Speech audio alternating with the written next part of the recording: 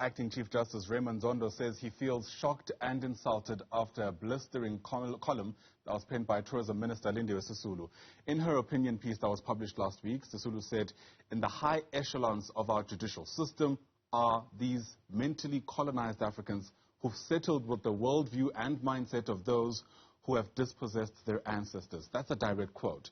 The presidency has distanced itself, at least from her comments, and the minister in the presidency is Mondli, Gungubele, who joins us now via our video link, also to reflect on what we've heard so far is retired constitutional justice, that is, Judge Johann Kriegler. To both our guests, thanks so much for your time. It's great to have you on the program.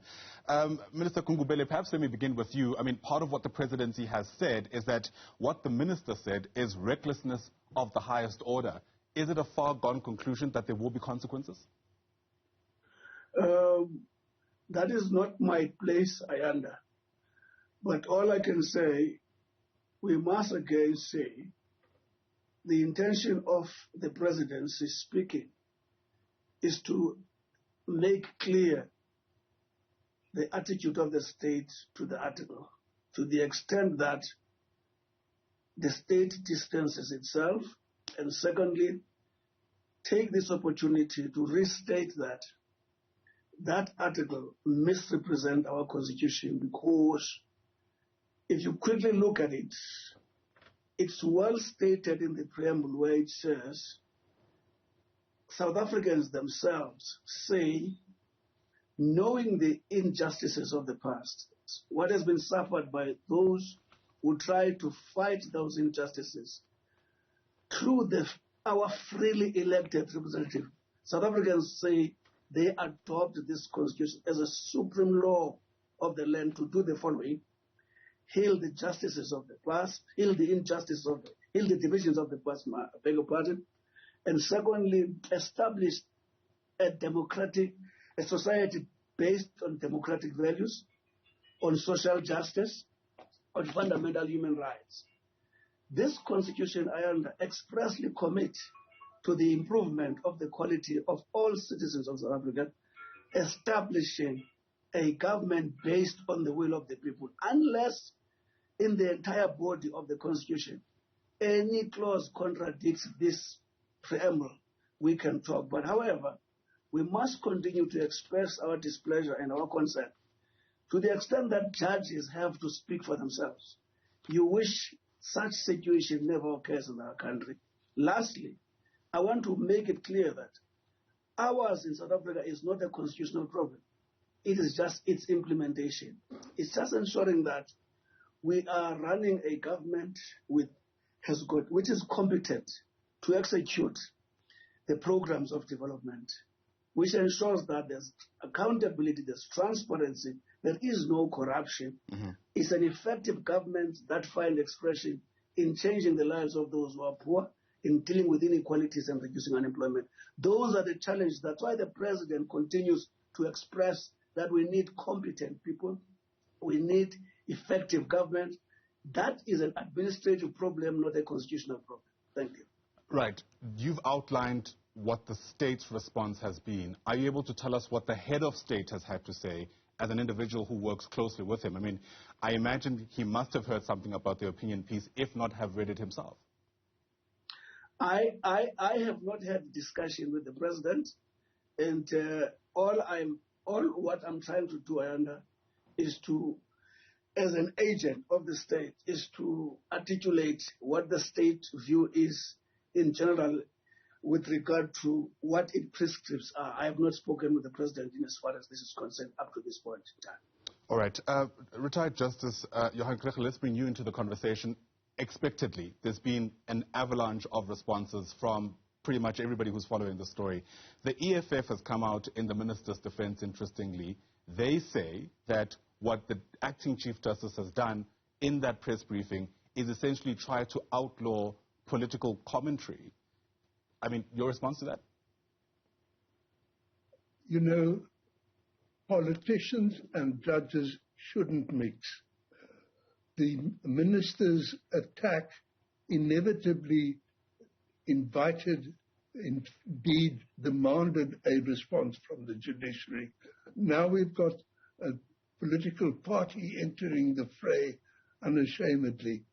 It's an unhappy situation that has been caused by an unwise, irresponsible statement in the first instance by a member of the executive. Yeah. Given what was at stake, at least insofar as the optics are concerned, Justice Kriegler, was it wise for the judiciary to respond in the way that they have? I mean, you know, depending on how you see it, for instance, having a briefing means that the acting Chief Justice also has to take questions, and that understandably opens a whole can of worms, depending on what he has to say. I watched the interview. I did not see the Deputy Chief Justice or the acting Chief Justice say anything either in his main address or in his response to questions that raises any question about the propriety of his and his colleagues' action in calling that press conference. The attack by the minister was not only on the integrity of the judiciary, it was an attack on the Constitution, on the legitimacy of the very foundation on which the new South Africa is built and which the judiciary is enjoined to protect. That was an outrageous attack, and the fact that the acting Chief Justice and the heads of court decided that it called for a demand, I don't think can possibly be criticized. Yeah.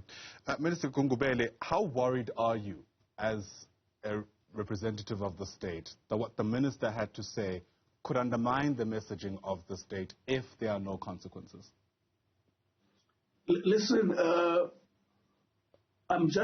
want to speak on the bearing of the statement from the mouth of a minister, to the extent that it can cast aspersions on what our Constitution means, especially to the investor community, to those who want to participate in pursuing confronting challenges of this country going forward, be they international and otherwise, because if those who have sworn in or those who took oath to protect the Constitution cast aspersions on it, it actually undermines the dependability or the reliability on that Constitution to protect those who want to work in its environment.